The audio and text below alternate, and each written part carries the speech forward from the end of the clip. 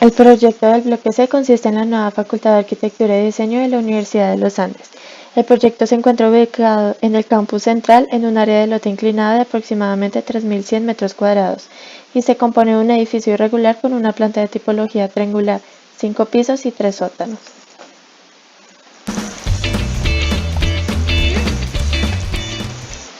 Posteriormente se planea la logística del proyecto como la ubicación de la torre grúa, cerramiento, campamento, almacén, entrada y salida de material y vehículos.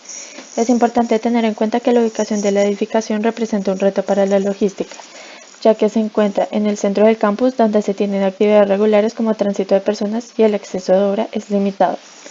Se planea el cerramiento metálico debido a su resistencia y fácil instalación para brindar un nivel de seguridad considerable. Por otro lado, se decidió contar con 2 torres grúas para agilizar las labores durante la obra. Estas deben ser instaladas con las distancias requeridas según la norma y de tal forma que sean útiles para la construcción de los 3 bloques de la edificación. Respecto al campamento, este se ubica en la línea de tránsito vehicular a la entrada de la obra, disminuyendo riesgos de accidentes al localizarse en el perímetro de la obra. Asimismo, el almacén se ubica antes del campamento para tener un acceso vehicular directo.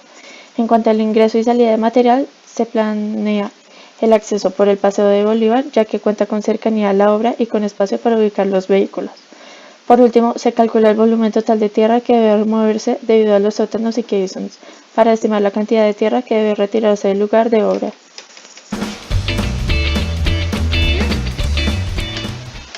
Para la planeación de la construcción del edificio bloque C de la Universidad de los Andes, se debieron definir las restricciones de edificabilidad por norma y el área urbanizable del lote con el cual se cuenta para la construcción. Debido a que la universidad se encuentra en una zona de conservación y patrimonio, se limita la altura a 5 pisos, por lo cual se definen los pisos inferiores como sótanos. Sin embargo, no es claro el límite establecido para edificios educativos.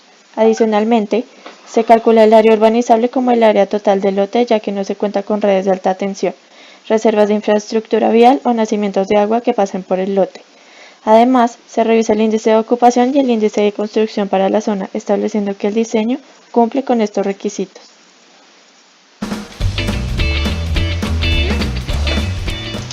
Fue necesario remover aproximadamente 11.253 metros cúbicos de tierra.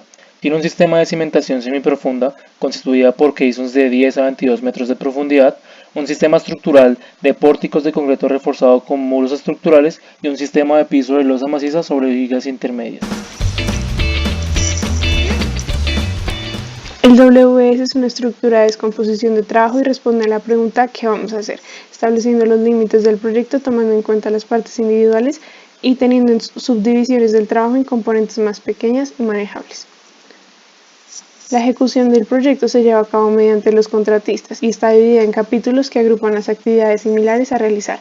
Las categorías principales durante la ejecución del bloque C son preliminares, cimentación, estructura, redes, acabados, drenaje, zonas comunes, entrega.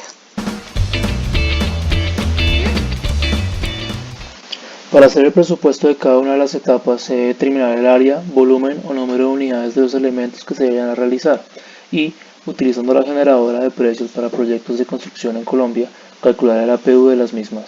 Así, a modo de ejemplo, para la actividad de excavación se tuvo que realizar el APU correspondiente a la excavación de los sótanos, de los caissons, de los anclajes y el transporte de tierras.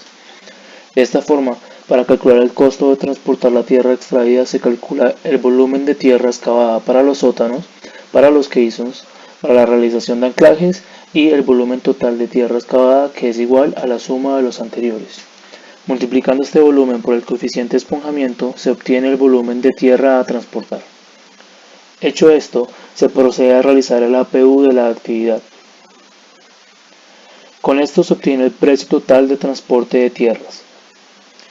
Lo anterior se muestra con el fin de ilustrar de manera detallada la forma en la que se realizan los APUs y los respectivos precios de cada actividad. Siguiendo este proceso, el presupuesto del proyecto es el que se muestra en pantalla. De este modo, el costo total de la construcción es de aproximadamente 25.100 millones de pesos. Una vez han realizado los APUs de las actividades, calcular las duraciones de las mismas se convierte en una tarea sencilla, pues se identifica el recurso cuello-botella y se itera la cantidad de recursos a utilizar con el fin de obtener una duración apropiada. Siguiendo con el ejemplo de la actividad de excavación, El APU de la excavación de los 3 sótanos es el que se muestra en pantalla. Como se puede observar, la retrocargadora es la que posee el mayor coeficiente de intervención y por ende es el recurso cuello botella. Utilizando la fórmula de duración para recursos renovables, se escoge implementar 6 retrocargadoras con el fin de excavar los 11.253 metros cúbicos de tierra requeridos para la construcción de los 3 sótanos en 40 días. La Universidad de los Andes se encuentra ubicada en el sector de la Candelaria, la zona más antigua de la ciudad de Bogotá. La universidad se ubica en el barrio llamado Las Aguas, el cual tiene una alta actividad educativa, gastronómica y comercial, así como 2 estaciones de transporte público. En cuanto a la prefactibilidad, para la universidad el hecho de construir un nuevo bloque le permite aumentar en 5% la cantidad de estudiantes que puede albergar, así como la comodidad que representa para toda la comunidad. Es preciso afirmar que la construcción del bloque C se muestra como un proyecto beneficioso para la universidad debido a que recupera su inversión en poco tiempo.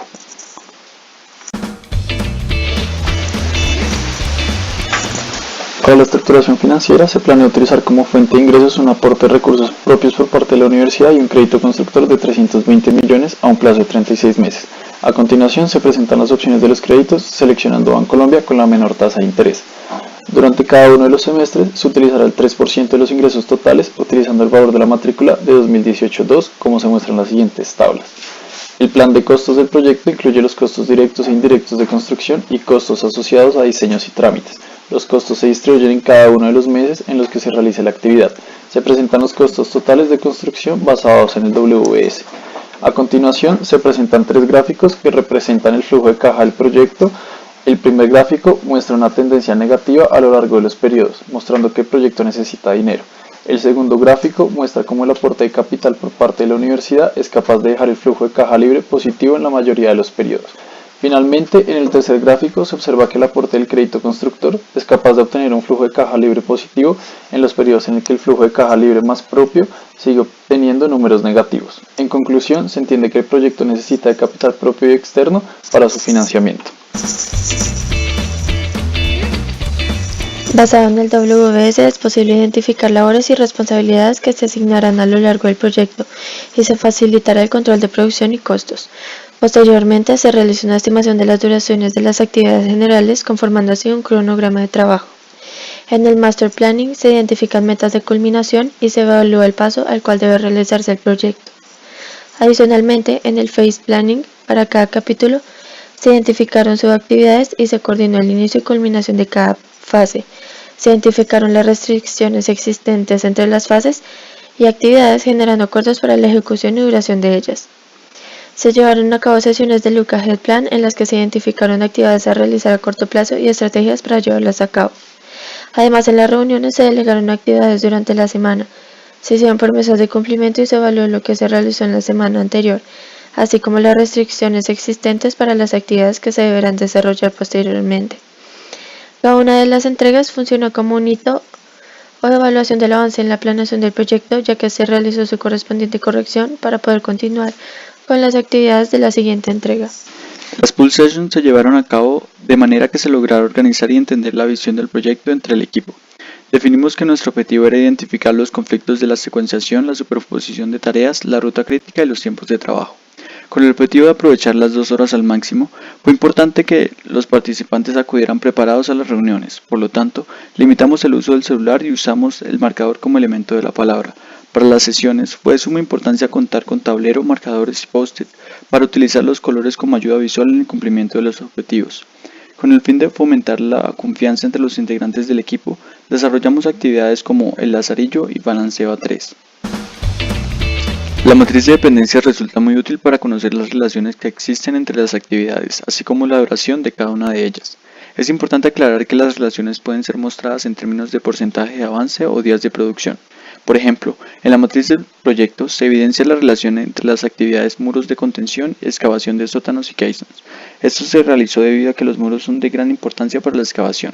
Sin embargo, esta última actividad puede ir comenzando en los sectores de la obra donde los muros ya están construidos.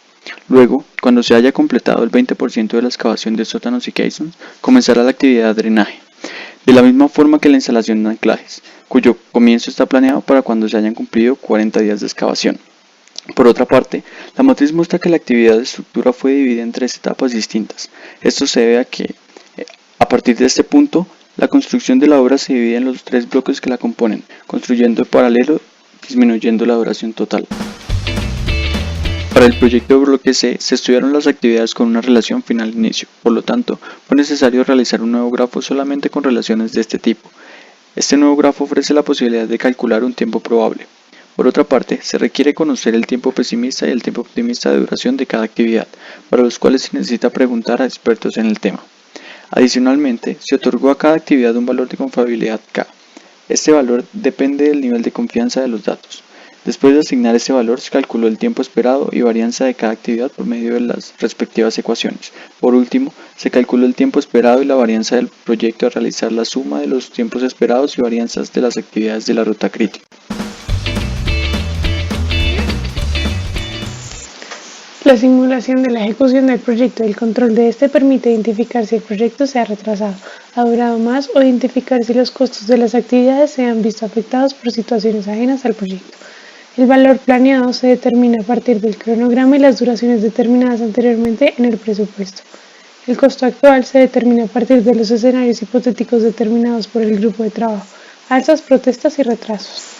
Las desviaciones de costo que tiene el proyecto fluctúan a lo largo de su duración, presentando en algunos instantes periodos con menores costos de los previstos, seguidos de periodos con mayores costos incurridos de los previstos. Las desviaciones de tiempo se presentan en la gráfica, en donde se muestra que el proyecto tiene un periodo con menor productividad que la prevista, debido a los imprevistos presentados en el AC.